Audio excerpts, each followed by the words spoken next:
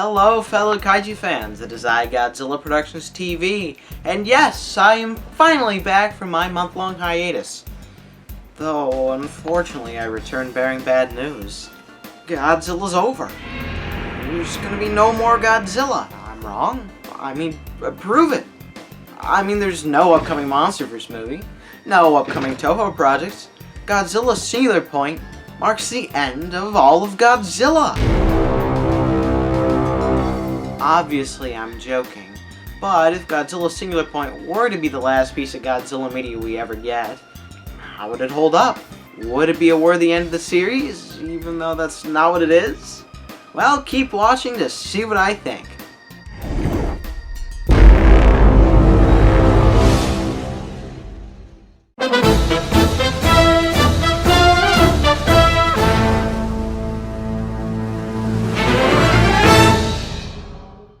Let me start the review by telling you a mystical tale, one forgotten by many.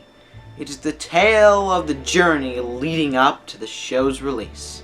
Godzilla Singular Point first came to us in the form of a leak on October 6th, 2020. Obviously me and many other fans doubted that it was real, but we did meet it with a lot of intrigue. And to my surprise, the show was officially revealed the very next day. We didn't have much to go off then, but I was very excited. It was Godzilla's second chance at anime, and while I'm not the biggest anime fan in the world, I still knew there was a lot of potential for some very cool stuff that we wouldn't get in the average Godzilla movie. Down the line, on October 26th, we received our first trailer, and let's just say it got everyone quite excited, especially me. Gabra appeared to be back. Titanosaurus appeared to be back. And craziest of all, Jet Jaguar was back! Then, even further down the line, on February 1st, 2021, came our second trailer. And, well, this one wasn't for me. Whereas the first one had beautiful orchestra, gorgeous visuals, insane reveals, whereas the second one had basic anime music, one or two cool shots, and was just for briefly introducing the characters. Then, on March 9th, came our third trailer. Lots of people were still very mixed on how to feel about the show, but one thing was for certain, I was excited. The show looked awesome. And finally, of course, stretch across 13 weeks from April to June, the show released. What did I think about the show? Well, let's start with the characters. Kamino May, a character I really enjoyed at first, for like the first 4 episodes, and she just kind of got a little bland, I guess. I don't know, she had a certain charm at the start of the show that she didn't really have at the end. I mean, I liked the story she was a part of, you know, but even there she got a little overshadowed by the other characters a part of it, like BB or Hera 2. Arakawa Yoon, a character I enjoyed throughout. Though I will admit they were a little bland, they still had the little things to keep him going. He wasn't a Godzilla vs. Kong character situation. I mean, the guy ran down Godzilla's back and was almost personally blasted by his atomic breath.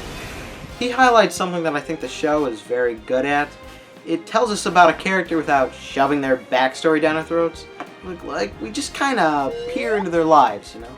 Habaru, a character I definitely enjoyed. He felt a little more down to earth than the others, even if he still did have that giant brain of his. Maybe that's why he's so strong. He needs all that muscle to carry about his huge brain. Mr. Otaki. How can someone look like that and yet be so smart? I mean, he's got 4 teeth, each the size of my fist. I mean, the guy's crazy. I love him. He's the kind of guy you look at and say, I want to grow old and be like him one day. And then you do, and then everyone runs away from you screaming because you're a scary little goblin man, oh my god. And now time for our favorite AI guys, Jung and Pero 2. As for Jung, when can I get him installed on my phone? He seems pretty helpful. Actually, wait, never mind. My storage is full of him. Too lazy to clean it. And as for Pero 2, favorite character alert! Is it bad that an AI is my favorite character? Either way, they're fun. They're silly and goofy and I love them! Except until episode 12 when this demonic thing appears. What is that? What am I looking at? That is pure evil right there! And then the others. Obviously I couldn't talk about every character in this show individually because there's a lot. And I didn't really want to clutter this section. So I'll just kind of sum up my thoughts for the rest of the characters here in this. I like them all. You know, there's not really a character I could think of that I didn't like. Some of the characters have some interesting and intriguing stories if they were to do a season 2. I'm looking forward to following, you know. And now for what you've most likely been waiting for, the monsters! Yeah, Jet Jaguar. My lord, where do I begin? Jet Jaguar was the absolute standout of this series. There's a reason why people often refer to this show as Jet Jaguar Singular Point. He really stole the show. They really took a rather strange and obscure Ultraman ripoff from the Showa era and turned him into a complex, unique, and rather awesome character. The redesign is really brilliant if you ask me. It took all the good parts of the original and made it into its own beautiful thing. Also, the additions in each of the different forms of him were great. Like the Anguir's Spear, brilliant! Every time Jet Jaguar was on screen, the show was instantly made better. Because not only is the redesign awesome, but so is the character. Jet Jaguar interacting with the humans was always a treat. And of course, to truly love something, you have to love them in their worst. So yes, I do like baby-voiced Jet Jaguar. Overall, the amount of love put into Jet Jaguar was insane. But what really cemented him as one of my favorite Godzilla characters of all time was the final battle of the show. That slow churn to see Jet Jaguar's half-destroyed face. Oh, it's something that'll stick with me for the rest of my life. Rodan! I'm gonna have to be that guy and say that Rodan was probably my least favorite monster from the show. I really wasn't a fan of his design. It just didn't feel like Rodan. The first version more so. I've grown to appreciate it more over time since when I first saw it, but I'm still not really the biggest fan. And I think what doesn't help is the fact that it's a flock of small ones rather than one large one. It was kind of disappointing to see him once again be something that couldn't stand a chance against Godzilla, versus when he used to be his even match. Though, to be fair, nothing would really be able to stand a chance against this Godzilla. Now for Anguirus! Anguirus in this show was awesome. The design was great. The concepts introduced were very cool. And all his fight scenes were sweet. His episodes were fun and them discovering his different abilities as they went on was pretty neat. Though I have one issue. I kind of wish he had lived. They said he was just a baby and that he was growing rapidly. So it would have been cool to see him grow to a giant adult and watch him fight monsters. I feel like this realizes a minor issue that I have with the show, which I'll talk about now rather than the dislike section at the end of my video. The monsters hardly interact with each other. I mean, it's not like it doesn't happen. Godzilla fights the Mandas a couple of times, the Kumonga's eat a Manda carcass, and even Anguirus does take a Rodan carcass. But I feel like it would have been interesting to see a few more fights between them. I mean, with all these monsters roaming around, you feel like there would have been more combat going on. Just a nitpick of mine that I really only have because they did kind of tease us with the idea in the show. But oh well. As for the other monsters of the show, I thought they were really, really cool. The Mandas, well, heavily underutilized, had a great design. And the Kumongas were awesome. The show a feel radiating off them that you know I love between all the monsters thrown together in it. Megalon, Kumonga, Hedorah, kinda guy again. Oh, it was great. And as for Salunga, it's Gabra, but he's a monkey now. What more could you ask for? Godzilla. Finally, the big man himself. I had trouble thinking of what to say for Jet Jaguar. Boy, was I not ready for Godzilla. Let me just say, this might be one of, if not my #1 favorite Godzilla of all time. I mean, I could go on for days about how much I love the concept of him. An unstoppable, ever-changing demon from another dimension. He may be similar to Shin Godzilla in a lot of ways, but it almost makes me like him more. I mean, this time around, instead of his forms being floppy versions of himself, they're Godzilla fused with a different Showa monster. How cool is that? There's so many cool things introduced with this Godzilla. I mean, between the atomic breath, which, not very powerful, is still presented very well with all the rings and such. I just love it. All the Mega Nulon over his body too. How creative is that? And of course, the red dust. A Godzilla with a giant storm swirling around him at all times. Oh man, it's so cool. Now that's certainly enough talking about the characters. Let's get into other aspects of the show, like the soundtrack. The soundtrack of this show is so incredibly good.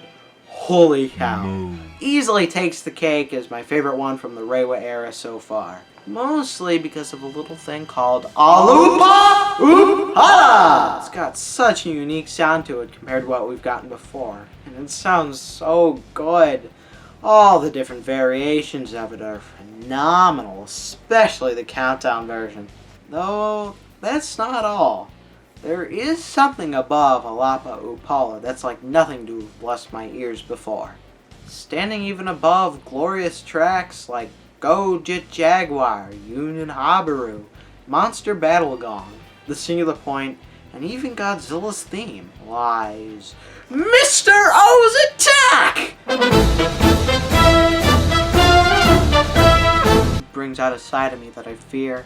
Even if a little bit of the tune were to get to me, I'd go straight bonkers! That's how good the soundtrack is! It makes me go straight bonkers! What else could you need to know? So let's get right into my overall likes of the show. What do I like? What do I like? Well, I like that Toho's still taking risks and continuing to make things different. They're going outside of the box and making things we couldn't have dreamed of. Like, were you thinking of a Godzilla that's part Gorosaurus, part Varan, part Titanosaurus? He has a bunch of big rings that come out like Manila. No, you weren't. I mean, this is like nothing we've ever seen before, other than Godzilla kind of being like Shin Godzilla. Where else can you find a show like this? Nope, I don't know. It's nice that we're finally breaking away from basic action movie Godzilla. We're getting something, fresh. You could say all you want, how you just want the Heisei era all over again. You know, sure, it could be fun for a few movies, but I guarantee you it would get boring. Right now, this is what Godzilla needs. Not King Ghidorah for the 6,000th time. And I'm really glad to hear that the show is seemingly popular in Japan. Hopefully this encourages Toho to keep going in this direction. Now, before I finish off the review, there are a few negatives I want to touch on about the show. So let's get that over with. The first thing I'll mention is what everyone's big complaint about the show is. All the techno babble. A lot of the dialogue of the show consists of scientific talkage, which can make it a little boring at times, especially since a lot of it goes over your head. Not mine, of course, because I'm an absolute utter genius, but Couch Rick over there, yeah, it just goes right over his. I kind of wish there was a character at times that didn't really understand what was going on, so they needed like a dumbed down explanation of it. And I don't mean like they'd always be like, what? Huh? What? Huh? Huh? What? What? You know, kind of like I was. Well, I mean, not like me. Like Couch Chris, like he did during the show. Yeah, not me. Maybe it would be better if it wasn't just one single character like that, and rather other characters like that. I don't know. It doesn't feel like there's an organic way to throw it in there. I guess the show would just benefit a lot from having less of it overall. Because in the end, this kind of does affect another issue I have with the show. Like, all this crazy stuff is going on. Yet the characters, you know, they'll look at it, they'll be like, oh, okay. and they'll just go right back to talking like normal. It almost feels pretty surreal when something big like the giant dust cloud happens, you know? Because it's like they see it like, oh, is that happening? Like they're looking at it, but they don't acknowledge it. Yeah, like it's just like, yeah, so the dust is an issue. They're not like, oh my god! Like that'd be my reaction. It's not theirs. It kind of feels a little weird. I don't know. It bothered me for a while watching the show. I couldn't really put my finger on it at first, and then I realized, well, they're not really, you know, acknowledging anything. They'll be like, yeah, there's Godzilla. He's a thing. They're not like, oh my god, giant monster. Oh my god. It really makes you feel like stuff happening that seems like it should be a big deal. Isn't really that big of a deal. Now, that would be the biggest issue I have with the show if it weren't for the texting scenes. Oh, this part of the show just makes me rage. If for some reason you don't remember what I'm talking about, there'd be the scenes where everything would just stop and we'd have to look at their phone as they texted each other. I mean, what the heck? It was terrible because all the text was going really fast. And then they was talking over it, so you couldn't focus on what the text was, even if you could read it because of how fast it was going. And then they're talking over it, it's distracting you. And then you try to listen to what they're saying, and it's too much, you know? And the worst part is, it would like happen. I don't know if it always happened at the worst times, but sometimes it would happen at the worst times. Like specifically, I remember they're in the Kumonga area. You know, they're surrounded by these killer big bugs. And, you know, Yoon just whips out his phone and starts texting. And it's a big long scene, and it just stops everything, interrupts it. It's just like the other thing, like they ignore all this crazy stuff going. And like it feels like he's like, oh, okay. But like I don't know. It's just, oh, it was so annoying. Those texts, it's just, oh my gosh. They didn't need to be in it. They get on to have a phone call. That would have been better than watching. They weren't even texting. It was the AI's texting. Ugh, man. It really bugged me. It really did. Well, that concludes my complaints and my review as a whole. In the end, I'm going to have to give Godzilla Singular Point a 7 out of 10. It's not without its flaws, but nothing is. Toho is definitely making steps in the right direction, and this was a big sign of it.